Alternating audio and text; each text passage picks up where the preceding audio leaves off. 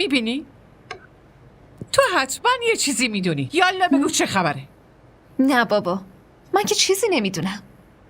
جون من. خب برای رومی خواستگار پیدا شده. عجب.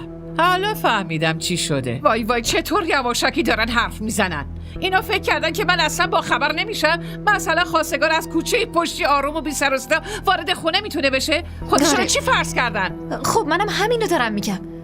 شما چرا انقدر عصبانی میشه؟ نیازی به عصبانیت نیست. وقتی خواستگارا بیان اون وقت همه میفهمن. یعنی چی خواستگار بیاد من بفهمم؟ بالاخره من بزرگ این خونم. نه از من مشورت خواستن، نه پرسیدن، نه اجازه گرفتن. باشه بذار رسول امشب بیاد، من به حساب اونم میرسم. نه مامان بزرگ، به همون نگین وگرنه منو دوباره دعوا میکنه.